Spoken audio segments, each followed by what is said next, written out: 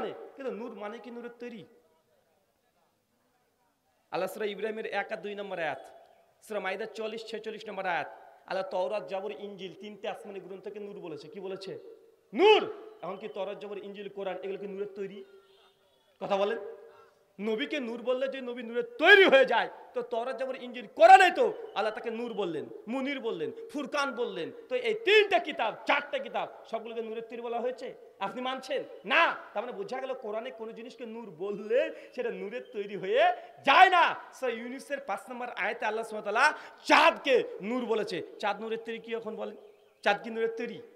সেই মুসলিম হাদিস নাম্বার 875 আল্লাহ নবী বলছেন সালাতুল নূর, নামাজ হচ্ছে নূর। কি বলেন তো ভাইজান, কি নূর? কি বলেন? নামাজ নূর। এখন নামাজ কি নূরের তৈরি? নামাজ তো নূরের তৈরি নয়।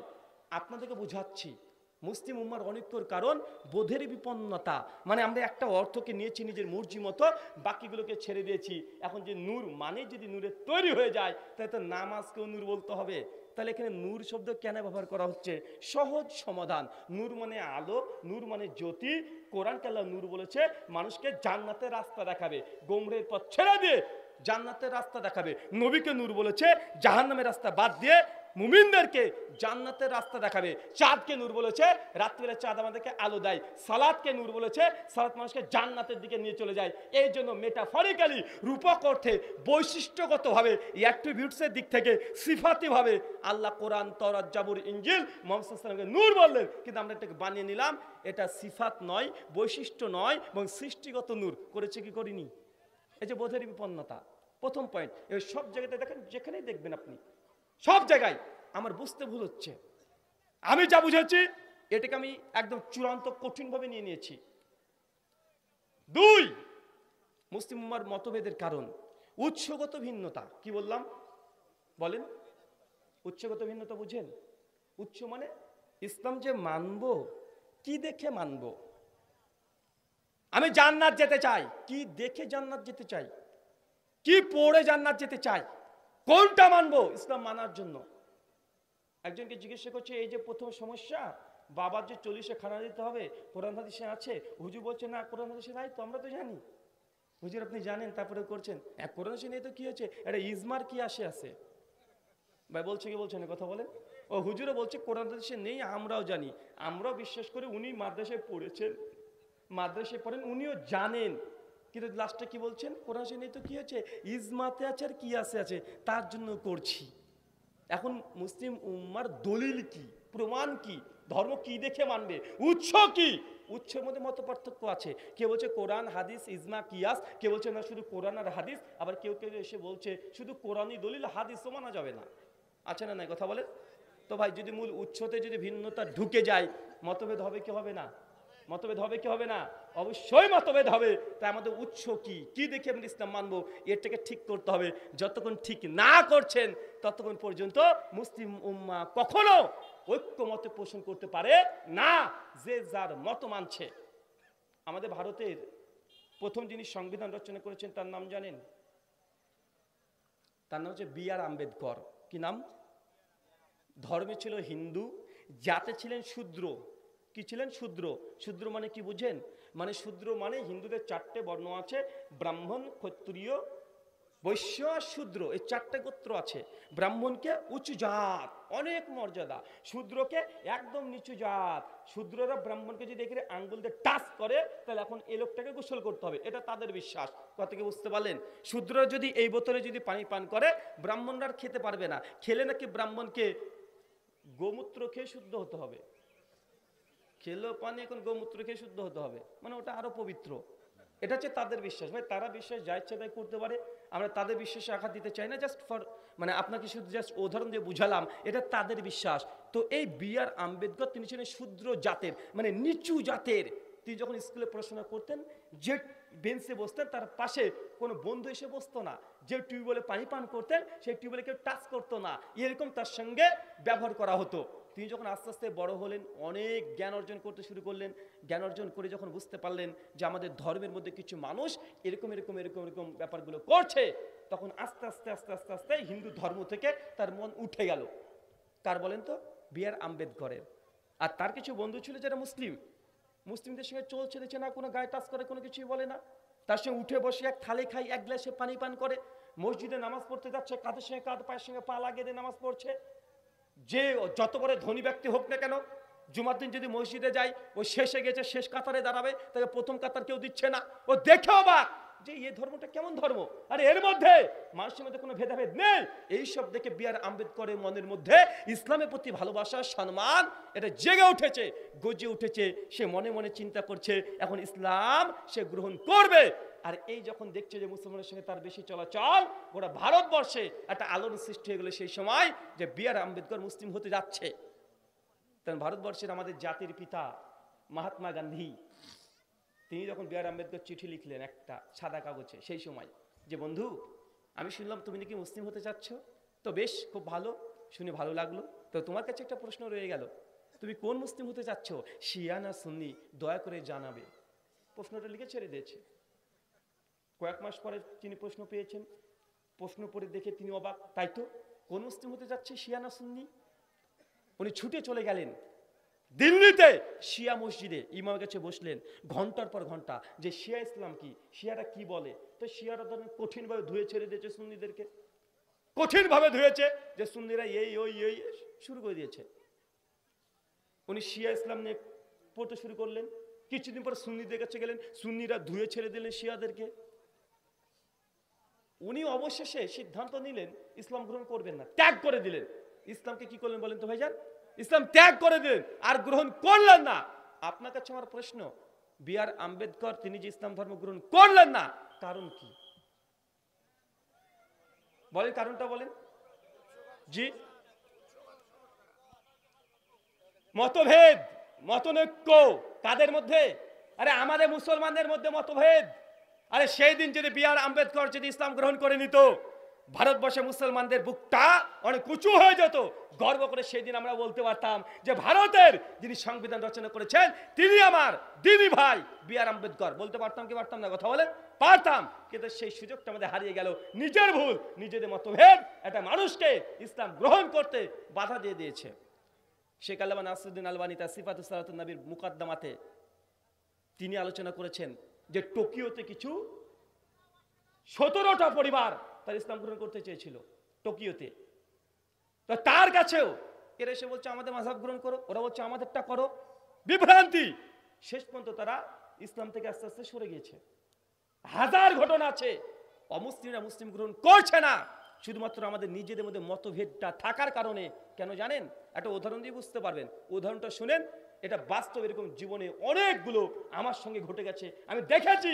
কারণ অনেক মুসলমান, অনেক অমুসলিম কালেমা পড়ে যখন আমাদের কাছে প্রথমে আসে, কেন জানেন? প্রায় আসে, আমার সঙ্গে যোগাযোগ করার চেষ্টা করে, কারণ আমি হিন্দু ধর্ম নিয়ে কথা বলি, খ্রিস্টান ধর্ম নিয়ে কথা বলি, নাস্তিকদের অভিযোগগুলোর জবাব দিই। এই জন্য আমার কাছে তারা পরামর্শ নিতে আসে। কয়েকজন আমাকে এই ধরনের ঘটনা বলেছে, অনেকজন। একজন বলছে, ধরেন উদাহরণ দিয়ে আপনাকে বলি, ধরেন একজন ব্যক্তি, একজন হিন্দু ছেলে বা খ্রিস্টান ছেলে, যুবক তরুণ, ডক্টর জাকির নায়েকের বক্তব্য শুনে সে ইসলাম গ্রহণ করেছে। বা এমন ছেলে আছে না নাই? তো ইসলাম গ্রহণ করেছে, ইসলাম গ্রহণ করার পরে রীতিমতো মসজিদে এসে নামাজ পড়ছে, আল্লাহু আকবার, বুকে হাত বেঁধেছে, নামাজ পড়ছে। সূরাতুল ফাতিহার শেষে আমিন জোরে বলে দিয়েছে। নামাজ শেষ, মসজিদের ইমাম শেষে ওই হিন্দু নবমুসলিম ছেলেটাকে ডেকে বলছে, ভাইজান একটু আপনি শেষে থেকে যাবেন। উনি থেকে গেছেন। হুজুর কি বলবে? তো বলছে যে তুমি যে নবমুসলিম না? আচ্ছা জি হুজুর, আমি নবমুসলিম। আচ্ছা কতদিন হলো? এই তো কেবল 1.5 মাস হলো। আচ্ছা তুমি ইসলাম কেন গ্রহণ করেছো? তো ডক্টর জাকির নায়েকের বক্তব্য শুনেছি, কোরআন অ্যান্ড মডার্ন সায়েন্স, কোরআনের মধ্যে বিজ্ঞান, হিন্দু ধর্মের মধ্যেও আমাদের নবীর কথা বলা হয়েছে। এগুলো শুনে আমি মুগ্ধ হয়েছি। আমি যখন আমাদের গীতা, বেদ, বাইবেল খুললাম, দেখছি ডক্টর জাকির নায়েক যে কথাগুলো বলছে ওগুলো সেম আমাদের ধর্মেও আছে। আমি ইসলাম গ্রহণ করে নিয়েছি, নবী মুহাম্মদ সাল্লাল্লাহু আলাইহি সাল্লামকে নবী মেনে নিয়েছি। ইমাম সাহেব তখন বলছে, মাশাআল্লাহ, চমৎকার, আলহামদুলিল্লাহ, সুবহানাল্লাহ, আল্লাহ তোমাকে এই করুক ওই করুক, দোয়া 2 পৃষ্ঠা দিয়ে দিয়েছে। দিয়ে তখন বলছে, তো ভাই এই যে নামাজের মধ্যে তোমাকে দেখলাম বুকের উপরে হাত বেঁধেছে, আর জোরে আমিন কি তুমি বলছিলে? তো হুজুর হ্যাঁ। আচ্ছা জোরে আমিন কেন বললে? বলছে ডক্টর জাকির নায়েকের বক্তব্যতে শুনেছি যে জোরে আমিন বলতে হবে, বুকের উপরে হাত বাঁধতে হবে। বলছে ও আসলে ওটা তো ডক্টর জাকির নায়েক, মানে এখন বলতে কেমন করছে যে ডক্টর জাকির নায়েক আসলে ওয়াহাবি। ভাই এরকম আছে না, কথা বলেন। এটা বাস্তব, প্রত্যেক ঘরে ঘরে, প্রত্যেক ঘরে ঘরে, প্রত্যেক মসজিদে মসজিদে এই সমস্যা। যারা অমুসলিম থেকে মুসলিম হচ্ছে তাদের সমস্যা আপনি বুঝতে পারছেন না কেন? আপনার বাংলাদেশে মাত্র 2 কোটি অমুসলিম আছে, মাত্র 2 কোটি। ভারতে হাজার হাজার। ডক্টর জাকির নায়েক এবার পাকিস্তানে গিয়েছিল, রিপোর্ট পেশ করেছে, নিজের মুখে তিনি বলছেন তার সাক্ষাৎকারে, ডক্টর জাকির নায়েকের কাছেই 11 লক্ষ মানুষ ইসলাম গ্রহণ করেছে। 11 লাখ, চিন্তা করতে পারছেন? 11 লাখ মানুষ শুধু ইসলাম গ্রহণ করেছে ডক্টর জাকির নায়েকের কাছে সরাসরি। যেটা ডক্টর জাকির নায়েকের রিপোর্ট আছে, কিন্তু ডক্টর জাকির নায়েকের বক্তব্যের কারণে কতজন তার কাছে নয় এমনি ইসলাম গ্রহণ করেছে তার হিসাবই নাই। আমাদের ওটা বুঝে নিয়েছিল, আমাদের দাদা বুঝে নিয়েছিল যে এই যদি আর 2-4 বছর যদি এখানে থেকে যায় 50-50 হয়ে যেতে পারে, 50-50 হয়ে যেতে পারে। এই জন্য চক্রান্ত করে তাকে দেশ থেকে বিতাড়িত করা হয়েছে। কারণ তার দাওয়াত একটাই ছিল, সমস্ত মুসলিম উম্মাহ একটা প্ল্যাটফর্মে আসুক। তারপরে সেই লোকটাকেও আমরা মুসলমান দাড়ি টুপিওয়ালারা ছাড়িনি। কি বলেছি? টাই পরে ইহুদি। মজা নিয়েছি, টাই পরে ইহুদি। আরে এত বড় খেদমত সব ভুলে গেলাম, টাই পড়েছে ইহুদি। ডক্টর জাকির নায়েকের বিরুদ্ধে অভিযোগ চলে আসলো, ডক্টর জাকির নায়েক বলেছে নবীকে মানা যাবে না। ভাই এই শুনেছেন না ভাইজান? বলছে না? কি বলেছিল ডক্টর জাকির নায়েক? ওই একটা উর্দু বক্তব্য। ডক্টর জাকির নায়েককে যেন শিখ ধর্মের অনুসারী, শিখ ধর্মের অনুসারীকে কখনো দেখেছেন আপনারা? আপনারা দেখেননি। শিখ ধর্মের অনুসারী ডক্টর জাকির নায়েককে বলছে যে ডক্টর জাকির নায়েক সাহেব, মানে ডক্টর জাকির নায়েক আপনি তো প্রায় বক্তব্যতে বলেন মুসলমানরা আল্লাহ ব্যতীত কাউকে সিজদা করে না, কিন্তু আমরা যে দেখছি আজমির শরীফে গিয়ে মুসলমানরা মাজারে গিয়ে সিজদা দেয়, এটা কেন? ভাই প্রশ্নটা যৌক্তিক কি যৌক্তিক নয়? কারণ উনি ইন্ডিয়ান, উনি দেখেছেন আজমির শরীফে গিয়ে মানুষ সিজদা করছে। আপনাদের বাংলাদেশে আসলে অনেক পীরের দরবারে সিজদা হয় কি হয় না? হয়। তাই জন্য অমুসলিম প্রশ্ন করবে না যে আপনারা বললেন আল্লাহকে ছেড়ে কাউকে সিজদা করি না, আপনারাই মাজারে সিজদা করছেন কেন? প্রশ্ন তো উঠবেই। তো অমুসলিম শিখ ধর্মের লোকটা ডক্টর নায়েককে প্রশ্ন করে দিয়েছে, এর উত্তর তো দিতে হবে। ডক্টর জাকির নায়েক তখন উর্দুতে উত্তর দিচ্ছে, आज के तारीफ में हम हजरत मोहम्मद सल्लल्लाहु अलैहि वसल्लम को पास मांगना भी हमारे लिए हराम है, बाकी पीर बाबा साईं बाबा को तो छोड़ो। ডক্টর জাকির নায়েকের কথা ছিল আজকের দিনে আমরা নবী মুহাম্মদ সাল্লাল্লাহু আলাইহি ওয়াসাল্লামের কাছে মাংনা ভি হামারে লিয়ে হারামে। মাংনা মানে চাওয়া যাবে না। আমরা হুজুর বলে ফেললাম মাংনা না, মান্না ভি হামারে লিয়ে হারামে। মাংনা মানে কি? চাওয়া। আর মান্না মানে মানা। বলছে ডক্টর জাকির নায়েক বলছে নবীকে মানা যাবে না। ভাই আছেন না কথা বলে? ভিডিও ঘুরে বেড়াচ্ছে ইউটিউবে, সোশ্যাল মিডিয়াতে। ডক্টর নায়েকের সঙ্গে যখন আমার কথা হয়েছিল মালয়েশিয়াতে বছরে, তাকে প্রশ্ন করেছিলাম। উনি তো অনেকটা কাঁদো কাঁদো কণ্ঠে বলছিলেন যে মানে মুসলিমরা আমাকে যত কষ্ট দিয়েছে অমুসলিমরা এত কষ্ট দিতে পারিনি আজ পর্যন্ত। মুসলিমদের জন্যই আমি সবচেয়ে বেশি কষ্ট পেয়েছি, সবচেয়ে আমাকে দুঃখ দিয়েছে, কষ্ট দিয়েছে, তারা আমাকে ডিপ্রেশনে পর্যন্ত রেখেছে। কারা? মুসলমানরা। ভাই এটা হচ্ছে বর্তমান প্রেক্ষাপটে মুসলিম জাতির কি অবস্থান। আলোচ্য বিষয় মুসলিম জাতির অনৈক্যর কারণ। ওই হিন্দু যুবকটা এখন ডক্টর জাকির নায়েকের বক্তব্য শুনে তখন জোরে আমিন বলছে, হাত বুকে পরে বাঁধছে। এখন হুজুর বলে দিল ডক্টর জাকির নায়েক তো ওয়াহাবি, তো ওর একটু জোরে আমিন বলে। এখন এই নমস্তে ওয়াহাবি, খারেজি, রাফেজি, মুতাজিলা, গডজিলার কি বুঝে? ও কি বুঝে বলেন তো? ও বেচারা অবাক, বলছে ওটা আবার কি? খায় না গায়ে মাখে এটা আবার। ও বেচারা তো বলছে ওটা তুমি বুঝবে না, তুমি নমুসলিম হয়েছে তো আস্তে আস্তে সব বুঝবে, সব বুঝে নিবে। তো বলছে দেখো আসলে আমাদের ইসলামে 4টে মাযহাব আছে, হানাফি, শাফি, মালিকি, হাম্বলি। এই 4 মাযহাবের মধ্যে তোমাকে একটা মাযহাব যদি তুমি মুস্তাহিদ না, তো যে কোনো একটা মাযহাবকে তোমাকে মানতেই হবে। যদি না মানো তো তুমি জাহান্নামে চলে যাবে।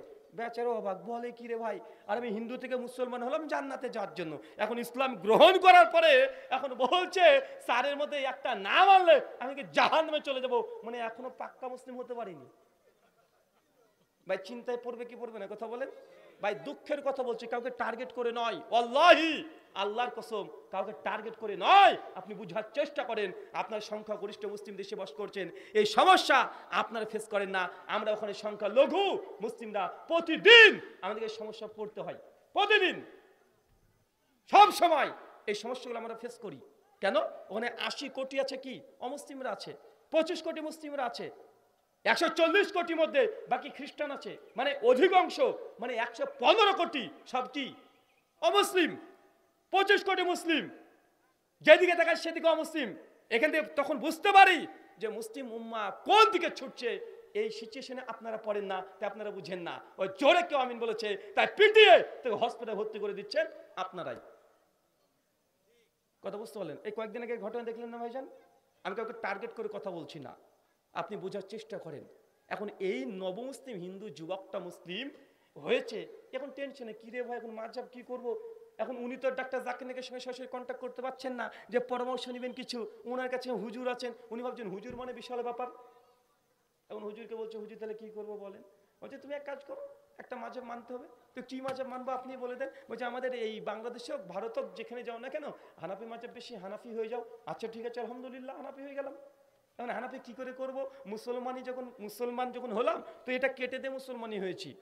এবার আমি কি করতে হবে বলেন, কি কাটতে হবে? বলছে কিছু কাটতে হবে না বাবা, শুধু এখানে ছিল এখানে আসতে হবে, জোরে ছিল আস্তে করতে হবে, আট ছিল বাড়াতে হবে, কাটার কিছু না। এখন বাড়ি বাড়ি কুড়ি করো। বুঝতে পারলেন না মনে হয়? এখন ঠিক আছে, কোনো সমস্যা নেই। উনি এখন সালাত আদায় করছেন, নামাজ পড়ছেন, আলহামদুলিল্লাহ, কোনো ঝামেলা নেই, কোনো সমস্যা নেই। উনি একদিন বক্তব্য শুনছেন, রাত্রিবেলাতে নামাজ পড়ে শেষ করে বক্তব্য শুনছেন। নতুন মুসলিম হয়েছে, জ্ঞান আরোহণ করার একটা আকাঙ্ক্ষা আগ্রহ বেশি থাকে আমাদের চেয়ে বেশি। ও শুনছে, হঠাৎ করে বক্তব্য চলে এসেছে আপনাদের ওই বক্তার, বললে বুঝতে পারবেন। উনি বলছেন, শোনেন, চিৎকার মারছে, যে ব্যক্তি বলে নবীজিকে নূরের তৈরি সে ব্যক্তি কাফের, সে ব্যক্তি কাফের। ও বাবা, আরে আমাদের হুজুর তো একটু আগে বলে গেল নবীজি মাটির তৈরি, নূরের তৈরি বলা যাবে না। এ হুজুর বার বলছে, এত বড় উঁচু টুপি, এত বড় শরীর, বাপ রে বাপ, যে নবীকে নূরের তৈরি বলবে সে কাফের। আরে আমরা তো নবীকে যে মাটির তৈরি বলে সে কাফের। আরে আমার হুজুর তোমাকে মাটির তৈরি বলতে বলেছে, এটা আমাদের আকীদা। অবাক, ছুটতে ছুটতে মসজিদে ইমাম সাহেব বক্তব্য শুনেন, বক্তব্য কি বুঝে এখানে এই হুজুরের বক্তব্য শুনেন। উনি বলছেন, যে ব্যক্তি বলবে নবীজি মাটির তৈরি সে কাফের। আমরা তো মাটির তৈরি বলি, আমি কি কাফের? এখনো মুসলমান হয়নি। ভাই প্রশ্ন আসবে কি আসবে না কথা বলেন?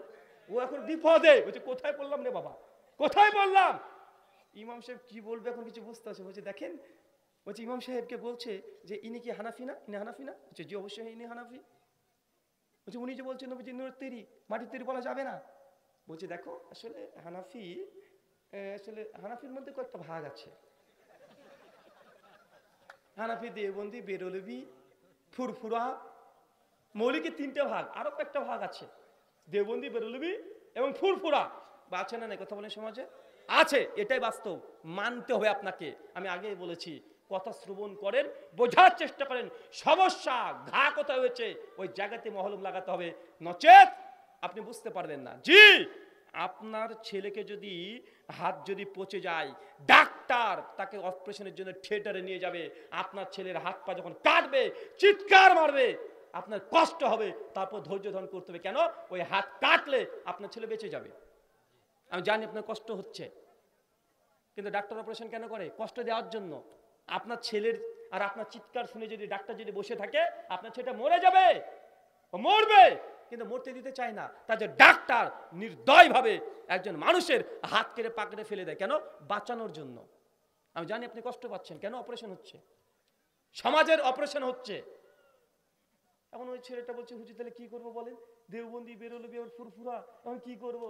তখন উনি বলে দিলেন যে দেখো, আসলে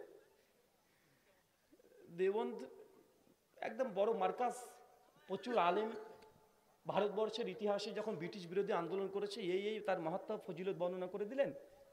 তো কি করতে হবে এখন? বলছি তাহলে তুমি হানাফির মধ্যে দেওবন্দি যে মাসলাকটা আছে এটাকে গ্রহণ করো। আল্লাহি আপনাকে কষ্ট দিচ্ছি না, আমি জাস্ট নামটা নিয়ে নিচ্ছি এই জন্য, কারণ আপনি বুঝতে পারবেন, বুঝেন। এখন ওই নমুসলিম ছেলে হয়তো হয়ে গেলে সে দেওবন্দি হয়ে গেল, নামাজ পড়ছে, রোজা করছে, হজ করছে, সপ্তাহব্যাপী চলে যাচ্ছে। এখন এইগুলো সব চলার পরে হঠাৎ করে মসজিদে একদিন তাবলিগ জামাতের ভাইয়েরা এসেছে। কারা? তাবলিগ জামাত। মাগরিবের সালাত শেষ হয়ে গেছে, সালাত শেষ করে বলছে আসসালামু আলাইকুম ওয়া রাহমাতুল্লাহ, ইনশাআল্লাহ বাদ মাগরিব ঈমান এবং ইয়াকিনের দর্স হবে, আপনারা বসে যাবেন, অনেক ফায়দা হবে ইনশাআল্লাহ। বলে দিয়েছে আলোচনা শেষে। ভাই হয় কি হয় না কথা বলেন? এখন ওই কোরআন সুন্নাহর আলোকে যা আলোচনা করেছে সব ঠিকঠাক আছে, কোনো সমস্যা নেই। আলোচনার পরে কেউই আমিরি জামাতকে বলে দিয়েছে যে এই লোকটা হচ্ছে নবমুসলিম, নতুন মুসলিম হয়েছে। ওরাও খুশি, আলহামদুলিল্লাহ, একজন বেধর্মী গায়ের মুসলিম হয়েছে, আলহামদুলিল্লাহ। তো তখন ওই আমিরে জামাত গিয়ে নমুসলিমকে বলছে, ভাইজান আপনি নমুসলিম হয়েছেন? জি আলহামদুলিল্লাহ হয়েছি। তো শুধু নিজে আগুন থেকে বাঁচলে হবে জাহান্নামের আগুন থেকে? মানুষকে দাওয়াত দিতে হবে। আর দাওয়াত না দিলে কি করে হবে? দাওয়াত দিতে হবে, দাওয়াত দিয়ে মানুষকে হকের পথে আনতে হবে, মানুষকে নামাজি বানাতে হবে। তখন হুজুর কি করতে হবে? ও যেমন চিল্লাই যেতে হবে। আছে না নাই? আছে না ভাইজান? আচ্ছা ঠিক আছে, কোনো সমস্যা নেই, হুজুর ঠিকই বলেছেন, চিল্লাই যেতে হবে, দাওয়াতি কাজ করতে, ভালো কথা তো ভাই। এটা ভালো কাজ না ভাইজান? দাওয়াত দেওয়া ইসলামের ভালো কাজ, মানে ফরজ বিধান, ফারজে কেফায়া, দাওয়াত দিতেই হবে। কোরআন হাদিসের আলোকে বলেছে কুনতুম খায়রা উম্মাতিন উখরিজাত লিন-নাস, তোমরা সর্বশ্রেষ্ঠ জাতি, কারণ মানুষকে তোমরা সৎ পথে আহ্বান করবে।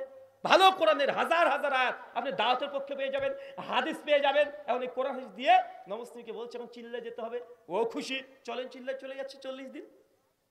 অনেক দোয়া জিকে শিখে এসেছে, নামাজ শিখে এসেছে, দিন ধর্মের কথা শিখে এসেছে, সাদা পাঞ্জাবি টাঞ্জাবি পরে জুব্বা টুব্বা পরে তসবি নিয়ে এখন গ্রামে ঘুরে বেড়াচ্ছে। পাশের মসজিদের একজন ইমাম ডেকে বলছে, বাবা শুনলাম তুমি নাকি নমুসলিম হয়েছ? জি শেখ, আলহামদুলিল্লাহ নমুসলিম হয়েছি। ও শুনলাম তুমি তাবলিগে গিয়েছিলে?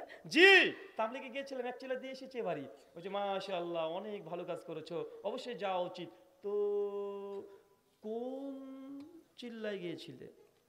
কোন দলে, সাতপন্থী না জুবাইরপন্থী? ভাই আছে না নাই কথা বলেন? সাতপন্থী না জুবাইরপন্থী? বলছে কি পন্থী আমি তো জানিনি। তো কোন মসজিদে গেছে? কোন মসজিদের? বলছে ওই যে মসজিদ আছে না, ওই মসজিদে আমি মুসল্লি, ওইখানে এসেছে। বলছে ওটা তো সাতপন্থী। আর এটা তাবলিগ নয়, ওটা জামাত নয়, ওটা জাহান্নামের পথ, বিপদ লে ঠেলা। আরে ভাই এখন মুসলমানই হতে পারলাম না, আর তাবলিগ করে আসলাম 40 দিন, তারপরে বলছে এটা জাহান্নামের পথ। ভাই আছে না এই সমাজে? 4 দিন আগে তার বাংলাদেশে প্রমাণ, এত কিছু ঘটে যাওয়ার পরে আজকে ঘটছে এগুলো। ভাই ঘটছে কি ঘটছে না? 4 দিন আগে তো একদম বড় জামাত রাস্তা অবরোধ করে ছেড়ে দিয়েছে, করেছে না ভাইজান? কে? মুসলমানের বিরুদ্ধে। হিন্দুরা বিরোধিতা করতে আসেনি। হিন্দুরা বলেছে নাকি এই মসজিদে তাবলিগ করা যাবে না? বলেছে আপনাদের? কথা বলেন, বলেছে না? মুসলমানদের। বেচারা আবার বিপদে, কি করলাম রে ভাই, জাহান্নামে 40 দিন কাটিয়ে আসলাম। হ্যাঁ 40 দিন জাহান্নামে কাটিয়ে চলে আসলাম। এখন কি করতে হচ্ছে? আমাদের জুবাইরপন্থী, এটা হচ্ছে আলেম ওলামাদের পন্থী। অনেক বড় বড় আলেম আছে, তার জুবাইরপন্থীর ফজিলত বলেছে। নতুন মুসলিম হচ্ছে, ও তো অত শত বুঝে না, বলে ঠিকই আছে তাহলে আমি জুবাইরপন্থী আজ থেকে চলছে। কিছুদিন পর বাংলাদেশে হাক্কানি পীর অনেকগুলোই আছে, নাম বললাম না, সমাজদারকে ইশারায় কাঁপিয়ে বক্তব্য দিয়েছে, শোনেন যার পীর নাই তার পীর শয়তান, পীর না ধরলে কেউ জান্নাতে যেতে পারবে না, যার পীর নেই তার পীর শয়তান। ও বক্তব্য শুনে পাগল, কি বলে রে ভাই, যার পীর নাই তার পীর শয়তান মানে? আর আমার তো মনে পীর নাই, তা আমি কি শয়তান? আমি কি জাহান্নামে যাব? পীর ধরা ফরজ। ভয় থরথরে কাঁপতে কাঁপতে হুজুরে গেছে আবার, হুজুর বক্তব্য কি হয়, কি হচ্ছে এটা? বলছে না আসলে দেখো, আসলে আমরা যেটা এতদিন মানছিলাম এটা হচ্ছে শরীয়ত মানছিলাম, মারিফত কোনো তো মানাই শুরু হয়নি আমার। বলছে ও আবার কি জিনিস মারিফত, মানে মায়ের খাওয়ার পথ নাকি আবার? বলছে না রে বাবা না, ইসলামের মধ্যে 4টে তরিকা আছে, মানে 4 মাযহাব শেষ, এবার 4 তরিকা আছে। কি? চিস্তিয়া, কাদরিয়া, নাকশবন্দিয়া, মুজাদ্দিদিয়া। ভাই আছে না নাই কথা বলে? আছে না নাই? বলছে এই 4 তরিকার মধ্যে যে কোনো একটাকে গ্রহণ করতেই হবে, নচেত শুধু শরীয়ত মেনে জান্নাত যাওয়া যাবে না, তোমাকে মারিফত মানতে হবে। মারিফতের পরে হাকিকত আছে, আর কত কি কত আছে। ভাই এরকম আছে না নাই কথা বলেন? এখন একজন অমুসলিম, আমার প্রশ্ন, কি করবে? ও ইসলাম গ্রহণ করেছে। ভাই আমি ভাবছি পীরের বিরুদ্ধে বলবো বলে ও কি আবার আমাকে আবার ভস্ম করে দিচ্ছে নাকি রে ভাই? রিক্স আছে। পীর সাহেবদের অনেক কারামত আছে না ভাই, জান দেখছি আমার গলার জবানটাকে বন্ধ করে দিল। আমি বলেছিলাম যে পীর সাহেবের এত যদি কারামতি হয়, তো আমার ছেলে এখানে খতনা করায়নি, 2 বছর বয়স হলো, একটু করে দিক না, একটু কষ্ট কম হবে। আজ পর্যন্ত কোনো পীর করতে পারে নাই। পীররা অনেক কিছু করে দেয় না ভাইজান। এই পানির মধ্যে হেঁটে বেড়ায়, আগুনে দৌড়িয়ে বেড়ায়, এক পায়ে দাঁড়িয়ে নামাজ পড়ে, একবারে হঠাৎ করে মদিনায় গিয়ে নামাজ পড়ে চলে আসে, বাঘের সঙ্গে লড়াই করে বেগুনের ভুঁইকে কাঁপিয়ে দেয়, কত কি আছে। তো বলেছিলাম যে পীর সাহেব যদি এতই ক্ষমতা, আমার ছেলে খতনাটা করে দিক একটু রক্ত আর ব্যথা বাদ দিয়ে, তাহলে অন্তত ভালো হয়ে যায়। তো আপনাকে এই কথাগুলো বলছি ভাই, এটা মুসলিমদের সমস্যা না ভাই, জান এগুলো? একজন অমুসলিম কি করবে? প্রথমে শিয়া হবে না সুন্নি হবে? সুন্নি হলো, সুন্নির মধ্যে 4টে মাযহাব, হানাফি, শাফি, মালিকি, হাম্বলি, একটা হানাফি হয়ে গেল, হানাফির মধ্যে তিনটে আবার ভাগ দেবন্দি বেরোবেই, আবার ফুরফুরা, দেবন্দির মধ্যে আবার দুটো ভাগ, দেবন্দি হায়াতি মামাতি, হায়াতির মধ্যে আরো তিনটে ভাগ, তাবলিগ জামাতের মধ্যে আবার ভাগ, আবার তরিকা, তরিকা গ্রহণ করলো কি চিস্তিয়া, বলছে শুধু চিস্তিয়া তরিকা মানলে হবে না, ওটা তো অনেক পুরাতন তরিকা, এখন লোকাল পীর সাহেব ধরতে হবে। লোকাল পীর মানে এখানে চলে আসছে এবার চিস্তিয়া, এই তো আপনার বাংলাদেশের প্রেক্ষাপটে লোকাল পীর কোনগুলো, কোনগুলা?